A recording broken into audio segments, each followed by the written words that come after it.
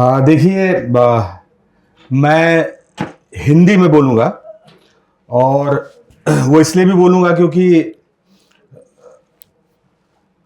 मैं एक लेखक हूँ हिंदी का। और मेरी जो कुछ भी पहचान है, थोड़ी जो हिंदी की दुनिया में किताबें पढ़ते हैं, उपन्यास पढ़ते हैं, जो हिंदी की कविताएं सुनते हैं, उनके बीच जो कुछ भी मेरी पहचान है, या यूं समझिए कि मेरे जीने का जो साधन है, जो आजीविका है, वो जो कुछ भी मेरे पास आज तक में हासिल है, जो भी मेरे जीवन की छोटी मोटी उपलब्धियां हैं, वो सब हिंदी भाषा के कारण है। इसलिए मैं हिंदी में आपसे बात करूंगा। मैं आपसे ये भी कह सकता था कि हिंदी मेरी मातृभाषा है। एक भावुक शुरुआत होती, आप इमोशनल हो जाते कि अरे भाई, हाय हिंदी, कहाँ हिंदी, बेचारी हिंदी, है ना। मुझे भी मजा आता, फिर आपको ताली बजता कि आज हिंदी में कोई बोल रहा है। लेकिन मैं आपको इसलिए कह रहा हूं कि मैं हिंदी में अपनी जिंदगी की उपलब्धियां हासिल कर रहा हूं, क्योंकि आपको यह भरोसा हो कि दुनिया की कोई भी भाषा वो उसके व्याकरण के कारण नहीं बची हुई है, या वो उसके गौरव के कारण नहीं बची हुई है। वो इसलिए नहीं बची हुई है कि उसको बोलने वाले ज्यादा हैं या कम हैं। दुनिया की कोई भी भाषा तब इज्जत पाती है, प्रतिष्ठा पाती है और बची भी रहती है, जब उस भाषा में आप अपने जीवन की आजीविका पाते हैं, उपलब्धि पाते हैं और जीवन को गौरवपूर्ण तरीके से जीते हैं। क्योंकि संस्कृत तो देवताओं की भाषा है, उसमें तो विष्णु भगवान, शंकर भगवान से बात कर रहे हैं। उसके बाद भी धरती पर संस्कृत बोलने वाले क्यों कुछ लोग बचे हुए हैं? इसलिए बचे हुए हैं क्योंकि मानती है दुनिया, या हम देखते हैं प्रैक्टिस में, कि संस्कृत से जीवन यापन नहीं चल रहा है। संस्कृत विषय लेकर आईएएस बनने वाले नहीं हैं अब लोग बचे हुए। संस्कृत लेकर आरएएस निकालने वाले लोग कम बचे हैं। तो लगता है कि भाषा खतरे में आएगी। इसका क्या मतलब है? भाषा कितनी भी सशक्त हो, कितनी भी मजबूत हो, लेकिन भाषा दिमाग के साथ साथ अगर पेट से नहीं जुड़ेगी तो वो भाषा फिर आप नहीं बचा पाएंगे। चाहे आप कितना भी भाषा के पक्ष में नारा लगा लें या आप कहें कि ये मेरी भाषा है। इसलिए मैं आपको ये कहना चाहता हूं, एक भरोसा देने के लिए मैंने ये शुरुआत की कि मैं हिंदी में इसलिए बोल रहा हूं क्योंकि हिंदी ने मुझे बहुत कुछ दिया है। मेरा नाम नीलोत्पल मृणाल है और मैं एक लेखक हूं। लेखक होने से पहले मैं यूपीएससी की तैयारी करने मुखर्जी नगर गया था, क्योंकि मैं बिहार झारखंड के इलाके से आता हूं। वहां गर्भनाल में ही यूपीएससी टंगा रहता है। वहां नर्स देखते ही बता देती यूपीएससी करेगा, यूपीएससी, उसको भेज दीजिए। हम लोग को दूसरी बात नहीं बताई जाती है। हम लोग को कान में लोरी में यूपीएससी, गाली में यूपीएससी, माँ सुला रही है, बेटा हो जा कलेक्टर, हो जा कलेक्टर, हो जा कलेक्टर, सो जाएगा। पिता अगर गाली दे रहा है, नहीं बन सका कलेक्टर, नहीं बन सका कलेक्टर। यानी हम लोग यही सुनते हैं। तो हम लोग क्या है, जब हमारी उम्र हो जाती है, हम ग्रेजुएट हो जाते हैं, तो हम लोग फिर ट्रेन में लोड करते हैं अपना ठेकुआ, निमकी, मनोरमा ईयरबुक, इंडिया ईयरबुक, वो सब लोड करके दिल्ली में टीचर का कैरियर बनाने हम लोग पहुंच जाते हैं। हाँ, जब मैं आया था बहुत टीचर लोग, बहुत वहां बेचारे छोटे कमरे से अपनी उन्होंने शुरुआत की थी। मेरा क्या टेडेक्स सुनिएगा, उनका सुनिए। छोटे से कमरे में पढ़ाते थे, खुद झाड़ू लगाते थे, खुद बेंच सजाते थे। आज उनका साम्राज्य, हम लोग बहुत खुश हैं, हमने इनका करियर बनाया, इनका करियर बनाया। अपने छोटे भाइयों को फोन करते हैं, आ जाओ आ जाओ, इनका करियर मेंटेन रखना है। तो ट्रेन भर के और लोग आ रहे हैं, कुछ और टीचर का करियर बना सके हम लोग, है ना। तो हम लोग ऐसे परमार्थी लोग हैं। इसलिए हम सिविल सेवा में जाना चाहते थे कि हम लोगों का कल्याण कर सके। पहले शिक्षकों का किया, जिनका नौकरी लग गया, लोगों के बीच जाके काम कर रहे हैं। तो मैं भी यूपीएससी में आया तैयारी करने, और मैं एक इस तरह का व्यक्ति था, जब मेरा यूपीएससी नहीं हुआ तो मैंने पड़ताल की मेरे पढ़ाई में कहाँ कमी है। तो मेरे दोस्तों ने बताया, नहीं तुमने पढ़ा तो ठीक है। हम कहे फिर कमी कहाँ है? कहा सिस्टम में। तो मैंने क्या किया, आंदोलन किया, और यूपीएससी से मैंने आंदोलन करके 2 अटेम्प्ट बढ़वाए और उम्र सीमा भी 2 बढ़ाई। आज जो यूपीएससी जनरल 4 से 6, और आप गूगल करेंगे तब आप मेरे बारे में ये बात जान पाएंगे। आपको बताऊं, मेरा फिर भी नहीं हुआ। लेकिन जीवट व्यक्ति, हमको तो आगे चल के टेडेक्स स्पीकर बनना था। इतना छोटा उपलब्धि में यहां तक कैसे आते? फिर सिलेबस चेंज कराने के लिए लड़े, और आपको मैं बताऊं 1 साल की लड़ाई के बाद सीसेट क्वालिफाइंग करवा लिया।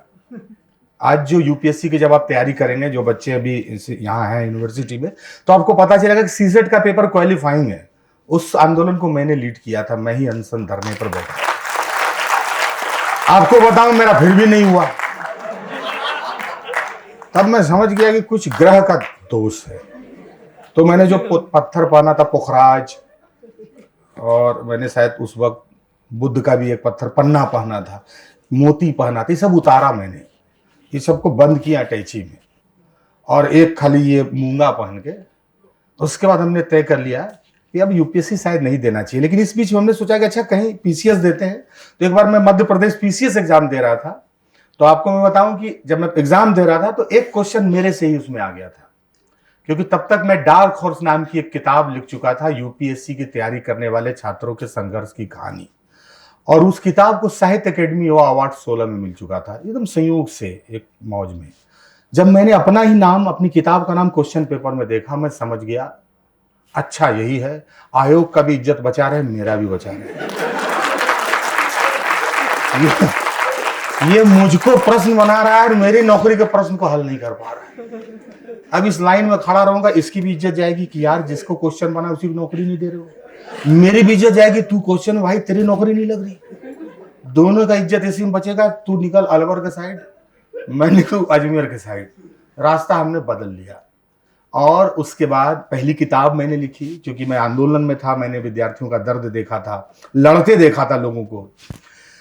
मैंने मुखर्जी नगर में रहते हुए एक बात समझा कि हम जो लोग हैं, चाहे आप कहीं भी तैयारी कर रहे हो, किसी भी फील्ड की, मेडिकल की करोगे, कल इंजीनियरिंग की करोगे, शादी की तैयारी करो, कुछ भी करोगे जीवन में, तैयारी में अगर तुम फेल हो गए, तुमको जीवन में एक रोल नंबर की तरह ट्रीट किया जाएगा। तुम आदमी नहीं हो, तुम एक रोल नंबर हो। स्क्रीन पे तुम्हारा रोल नंबर आया तो तुम ठीक, नहीं आया तो तुम खत्म। हमारी समस्या ये नहीं है कि हमारे पास बेरोजगारी है और हम असफल हो गए। हमारी समस्या ये है कि हमने एक असफलता के बाद अपने जीवन को अर्थहीन मान लिया, मीनिंगलेस मान लिया। सबसे बड़ा प्रॉब्लम यही है। मैं हमेशा कहता हूं कि समाधान ये नहीं कि सबको नौकरी मिले, बल्कि समाधान ये है कि तुम आदमी को नौकरी से बड़ा मान लो। हमारा सोसाइटी, हमारा समाज इंसान को नौकरी से बड़ा नहीं मानने के लिए तैयार है, और यहीं से सारी समस्याएं शुरू हो जाती है। और तब आपको हमारे जैसा मदारी आता है और कहता है तुम्हारे भीतर आग है, तुम्हारे भीतर आग है। तो उसमें क्या दाल बाटी चूरमा बनाए, उस आग का करेंगे क्या? कोई उस आग से बीड़ी जला के मुंबई में गाना बना दे। हम अब जो थोड़ा बहुत आग बना है उसको अपने लिए हम लोग को बनाना है, इसी पे हम लोग को अपनी प्रतिभा की रोटी सेकनी है। तो इसके लिए सबसे जरूरी है कि आपको भरोसा होना चाहिए कि आपकी जो सफलता है, जो 1 मीटर में आपने नापा है, एक एग्जाम में, एक किसी भी फील्ड में आपने जो एक सफलता, जो एक रिजल्ट पाया है, वही आपका पूरा व्यक्तित्व नहीं है, वही आपका पूरा जीवन नहीं है। अभी मैं मोबाइल स्क्रॉल कर रहा था, मैंने देखा एक आदमी, जानते नया एंटरप्रेन्योर, उसका स्टार्टअप सुनिए। उसने एक स्टार्टअप शुरू किया है, वो दुख सुनता है। उसने बोर्ड लगाया है, यहां हम लोगों का दुख सुनते हैं। छोटा दुख 250 रुपया, बड़ा दुख 500 रुपया, और साथ साथ छाती पीट कर रोने का 1500 रुपया। ये भी कैरियर है यार। ये कैरियर क्यों है? ये कैरियर इसलिए है क्योंकि हम में से अधिकतर लोग अपना दुख किसी को नहीं कह पा रहे हैं। हम में से अधिकतर लोग जब असफल होते हैं तो सबसे पहले उससे उसका दोस्त छूटता है, फिर समाज छूटता है, धीरे धीरे माता पिता का भरोसा छूटता है, परिवार के रिश्ते छूटते हैं, और तब ऐसे लोगों की दुकानदारी चलते हैं जो 500 रुपये में छोटा दुख। अच्छा रेट बढ़ा दिए क्या? नहीं, 250 रुपये में छोटा दुख। महंगाई बढ़ जा रहा है, तुरंत 1-1 सेकंड में रेट बढ़ जा रहा है। ऐसे लोगों की दुकान कैसे खुली है? क्योंकि हम अपने आसपास के असफलता को गाली समझते हैं, उसको अनुभव नहीं समझते हैं। मैं यूपीएससी मैंने नहीं किया, मैं अफसर नहीं बना, तो मैंने सोचा कि मैंने इतिहास पढ़ा, भूगोल पढ़ा, इथिक्स पढ़ा, इकोनॉमिक्स पढ़ा, फॉरेन पॉलिसी पढ़ा, हिस्ट्री पढ़ा, साइंस पढ़ा। अब मैं इतना पढ़ने के बाद क्या करूं? ये कैसे हो सकता है कि इतना पढ़ने के बाद मैं जाऊं गांव में और फिर पान बेचूं? अरे भाई, मतलब ऐसा कैसे हो सकता है कि प्रतिभा चूना लगाए? इसका मतलब है कि प्रतिभा को चूना लग चुका है। तो मैं कहा, नहीं नहीं, ये नहीं करूंगा मैं। जब मैं इतना पढ़ चुका हूं तो मैं इसका सदुपयोग क्यों नहीं कर सकता? अब इसका सदुपयोग करने का रास्ता था कि मैंने कहा मैं किताब लिखूंगा। मैं आंदोलन कर रहा था, लड़के लड़कियों के दुख दर्द को सुन रहा था, देख रहा था। मुझे लगा कि यार इतना पढ़ाई अगर पढ़ा है तो इसका सदुपयोग तो कर सकते हैं। मुझे अफसर नहीं बनाएंगे कोई, तो मैंने क्या किया, अफसर, उसके अ फ स र के बीच से फ, यानी जो फ्रॉड शब्द था उसको मैंने निकाल दिया और बचा अ स र, असर बचा रह गया पढ़ाई का। मैंने कहा अफसर खत्म करो, असर बचाओ। तो वो जो पढ़ाई का असर था उसका सदुपयोग किया, पहली किताब लिखी। 500 किताब से शुरुआत की थी। हर कोई मुझे समझाता था, भाई देश में रोज नया लेखक पैदा हो रहा है, शाम तक खत्म हो जाता है। दूसरी किताब अवहड़ लिखी, वो 5 लाख से ज्यादा बिकी है। तीसरी 2 लाख से ज्यादा। अभी चौथी किताब आई है मेरी, विश्वगुरु, और वो अमेजोन पे अपने रिलीज होने के 36 घंटे में नंबर 1 पे ट्रेंड कर रही थी। इस महीने जब मैं आपके टेडेक्स में खड़ा हूं, इस महीने अमेजन इंडिया ने मुझे ऑथर ऑफ द मंथ घोषित किया है अपनी चौथी किताब के लिए। अब मैं देखिए, मैं बिहार झारखंड की पृष्ठभूमि से हूं। हमारे लिए बहुत आसान था, 150 रुपया का कुर्ता पाजामा खरीदते, एक गमछा जो यहां डाले यहां डालते, बढ़िया उजला जूता डालते और हाथ में लेते सुरती, और यहां ईयरफोन लगा के एक मोबाइल यहां रखते, और मात्र 1200-1300 रुपया में युवा नेता तैयार करके देश को दे देते। नहीं। अब ऐसा है कि जो परीक्षा पास कर रहा है और एक आदमी है जो परीक्षा से गुजर रहा है। याद रखना बच्चों, जो परीक्षा पास कर रहा है वो अफसर हो रहा है, वो एक रिजल्ट है। लेकिन जो जीवन में परीक्षा से गुजर रहा है वो इतिहास है, वो इतिहास रचता है। उसी की कहानियां तुम दोहराते हो अपनी जिंदगी में। तो मैंने यही तय किया कि हम परीक्षा तो हमारे सामने से गुजर गया, लेकिन एक यश मिलता है जब लोग आज यूपीएससी करते हैं हिंदी मीडियम से, जब सीसेट क्वालिफाइंग है, तो उनके बनने में हम लोगों के संघर्ष का इतिहास शामिल है। मेरे लिए बहुत सार्थक जीवन है। तो समय बहुत कम है। अभी मैंने एक बात और आपसे कहना चाहिए। जो मैंने ऊपर बांधा है, इसको आप लोग बहुत देर से देख रहे होंगे, कौन आदमी है, कैसा क्या सोच रहा है, ये क्या बांधा है। कुछ लोग इसको तौलिया, कुछ गमछा, कुछ अंगोछा, अपने अपने हिसाब से समझ रहा होगा। कुछ ये सोच रहा होगा माथा में दर्द हो गया है इसके, डर से कि क्या बोलेंगे इतने स्पीकर को देख के, है ना। लेकिन वो डर तो मेरा इसलिए भी खत्म हो गया। आपने देखा जब मैं आया तो 2 स्पीकर्स को मैंने बोलते सुना। जब उन्होंने अपने जिंदगी की ईमानदारी डाली और जब अपने दिल से जो बात कही, तो अंग्रेजी में बोलने के बावजूद उन्होंने जब अपना जोर लगाया, जिसमें आत्मा थी उनकी, उसको उन्होंने हिंदी में बोला। इसका क्या मतलब है कि अंततः आप अपनी आत्मा से व्यक्त अपनी भाषा में होंगे, ऊपर का पाउडर झड़ जाएगा।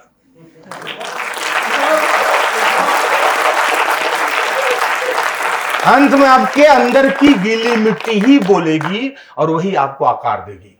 इसलिए मैं कहता हूं, अपनी पृष्ठभूमि को लेके कभी भी पीछे मत हटना और डरना मत कि मुझे गांव का, मुझे छोटे शहर का, मुझे कस्बे का समझ के कोई कहीं पर नीचा दिखा देगा। ये जब तुम सोचने लगोगे, तुम्हारी पढ़ाई किसी काम की नहीं रहेगी। क्योंकि शिक्षा का मतलब देखो क्या है।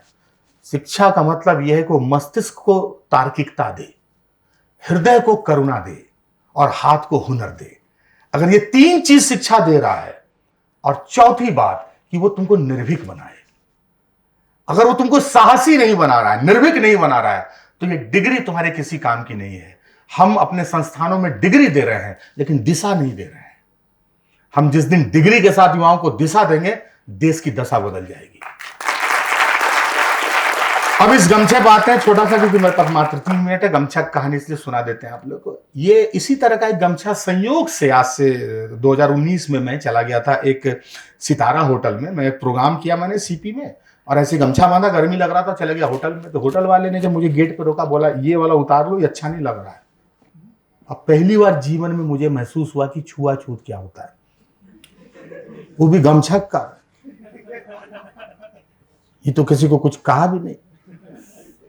लेकिन मैंने वही हुआ कि युवा था, लड़े उड़े, कुर्ता उर्ता समेटे का, पहचानते नहीं हो, भीड़ लगा देंगे, 5000 लड़का, तुम आंदोलनकारी, मेरा नाम देख लो, इधर कर लो, ये सब जो बोल सकते थे बोले।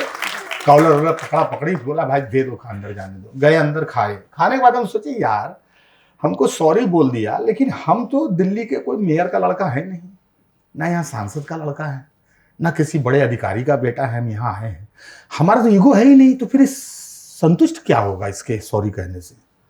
लेकिन मामूली आदमी तो रोज इस होटल में या इसके जैसे होटल में आएगा, इसको फिर टोकेगा। अब कौन मेरे जैसा टिकेगा, लड़ेगा? इसका उपाय कर देना चाहिए, इसको कम से कम होम्योपैथ का खुराक 2-4 दे के जाना चाहिए, ठीक रहेगा इससे। उसके बाद हम लड़े, आए मुखर्जी नगर, प्रेस कॉन्फ्रेंस किए, आंदोलन किए थे, लोग जानते थे, जुटाए। और दूसरे दिन 2000 से अधिक लड़का गमछा लेके मुखर्जी नगर से पहुंचा सीपी उसके होटल में। और स्थिति ऐसी हुई कि 48 घंटे के बाद उस होटल ने अपने ड्रेस कोड में गमछे को शामिल किया। और तब से मैं दुनिया के किसी भी मंच पे जाता हूं, आप लोग जैसे जाते हो मोबाइल भूल जाते हो, मैं गमछा भूल जाता हूं, फिर वापस होता हूं, अरे गमछा कहां, अरे बाप रे बाप, इसको मैं लगा लेता हूं, तब मैं जाता हूं। ये क्यों? क्योंकि मुझे इस बात का एहसास होता रहे कि मैं जिस पृष्ठभूमि से आया हूं उस मिट्टी को अबीर बना के इस दुनिया में उड़ाऊंगा। मैं इस बात से कभी भी पीछे नहीं हटूंगा कि मेरी पृष्ठभूमि कैसी है। इसलिए जीवन में कुछ भी करना, याद रखना, यह देश केवल सफल लोगों से नहीं बना है, यह देश उन असफल लोगों से भी बना है जो असफल होने के बावजूद, टूटने के बावजूद भी सोचना नहीं छोड़ते हैं और खुद को बटोर के फिर एक नई कलाकृति के रूप में प्रकट नहीं हो जाते हैं। ये देश उनका भी है और उनसे भी बना है, उनके इतिहास रचने से भी बना है। बहुत बहुत आभार, बहुत बहुत धन्यवाद TEDx का मुझे इस मंच पे बुलाने के लिए, ये मौका देने के लिए और इन बच्चों से मिलने के लिए। मैं जानता हूं आप लोग अभी इस पढ़ाई में, अभी आप लोग मनहूस पढ़ाई के दौर में हैं, लेकिन ये दौर भी निकल जाएगा। यही वो दौर है जब आप में जब पत्ते निकलेंगे, जब शाखाएं निकलेगी, तना निकलेगा, और तब आप पर किसी भी तरह की जिम्मेदारियों का झूला डालने लायक जब आप मजबूत हो जाएंगे तो एक दुनिया आपके लिए खुलेगी। आप लोगों को बहुत बहुत शुभकामनाएं, बहुत बहुत धन्यवाद, बहुत बहुत आभार। जय हो।